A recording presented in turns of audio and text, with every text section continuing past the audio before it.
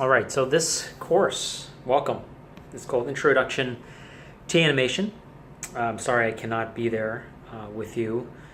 I'm currently in Singapore doing a visiting artist talk for today and tomorrow. So I can't be there. But nonetheless, we are going to cover the syllabus. Thanks to Dan for supervising. Hopefully he's shared a little bit about his work and what he does at the university, which is super exciting. So this course serves as an introduction to animation, its role in contemporary creative practice. Course content focused on historical and technical principles of traditional 2D animation and 2D digital animation. Topics and projects will cover creative, conceptual, and technical facets of animation practice.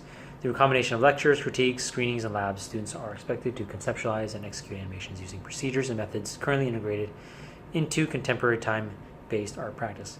Now, if we have time, we will cover a little bit of 3D, but for the most part, we won't do too much of that. It's plus minus for this course, and there's two prereqs elements of design and drawing. Objectives of the course. Like the other video that I showed you, if you have a technical proficiency, you're going to do well in this course, only because learning the software is different from learning how to use a pen or a pencil. If you're in a drawing class or if you're in a painting class, using a brush and onto a canvas. The computer does have a few more steps in order to be proficient with it. Knowing how to use shortcut keys is going to be really important. If you don't know how to use Photoshop, I think that's going to be a good measurement in terms of how well you will handle After Effects. After Effects is a little bit of a combination of Adobe Premiere, which is video editing software, and image creation, which is Photoshop. All right, so certain objectives of the course. We will produce a 2D animated short film. So that covers most of the objectives that are listed there. Make sure you have a quick read through that. Communication, I will respond via email, the easiest. My office hours on Monday, 9 a.m. till noon. So you feel free to drop in at that point as well. It's better to send in an appointment, make an appointment, so that way I can block that in.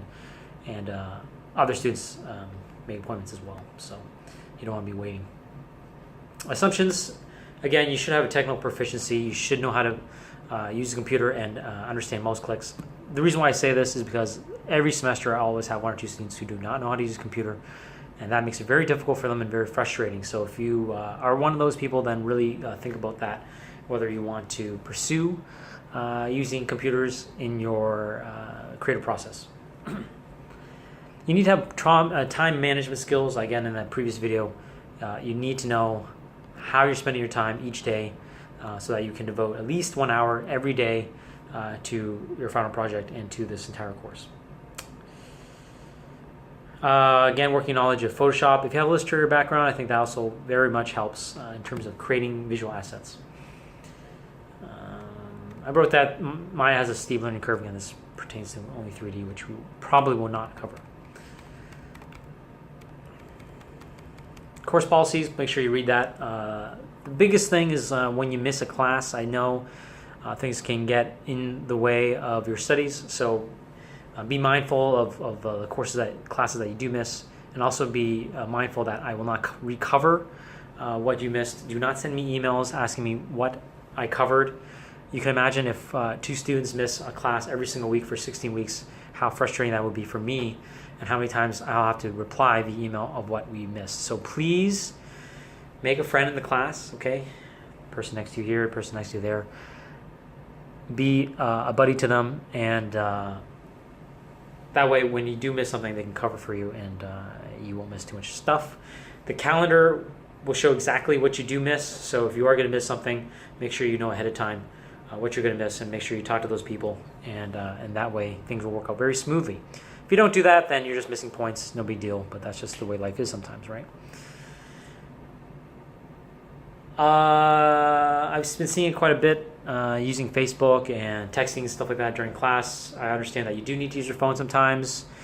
Maybe you're listening to music. Maybe you're writing notes. So I don't know.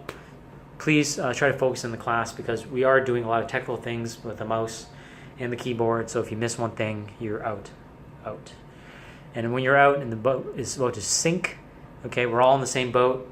one person starts to sink, we all got to help you get out of the sinking water. It slows down the entire course and the class. So you don't want to be that student slowing everybody down because you're texting somebody about what to have for dinner. Okay.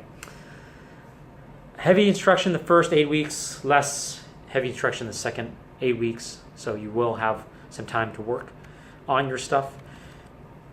You should have some sort of media. I know there's a lot of cloud storage, so you need to throw some stuff up. Make sure you back things up. Every semester I always get 1 or 2 students who say their file got corrupted. After Effects is not stable. It will crash on you all the time. Your files will go corrupt. You'll lose them, and you have to restart from scratch. So you will have to consider, okay, how many backups you will create. I always tell myself, I give myself 1 hour, 2 hours, and I then resave as a separate file. Again, if you have things stored on the cloud, that's not a big deal. You can always reback things up. But generally speaking, every 2 hours you should have a recreated After Effects file and to back up in case a file goes corrupt. Again, once a file goes corrupt, it's it. It's gone, done. So you spent 10 hours on it, and you save only one file. It goes corrupt, it's gone, it's it. You got to restart all those 10 hours.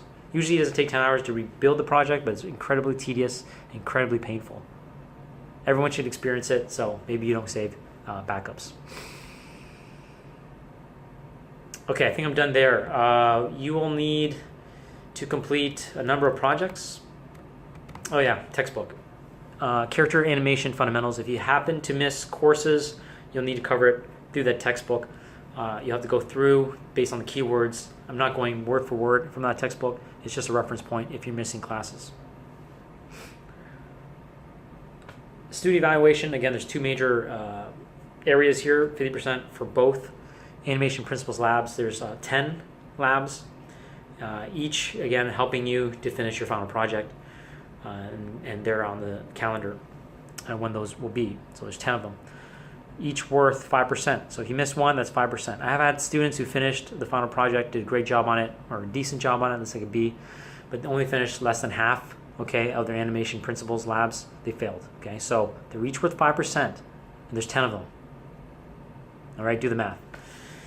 Final project is a 2D digital project. It's going to be at least 30 seconds of animation with titles and credits, which then pushes it to about 45. Most students end up creating a minute short anyway.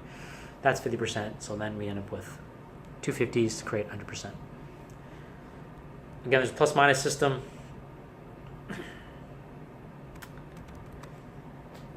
And you should see the schedule. So WP, again, the second half of the semester refers to work period. And so I'll go around and answer questions that you may have. Okay? If this is not clear, watch the video again. Shoot me an email, and then I can also reply to everyone if something is not clear. I will see you all on Monday. Again, I'm sorry that I cannot be there. Instead, I'm in 100% humidity, 90-degree Fahrenheit weather in Singapore.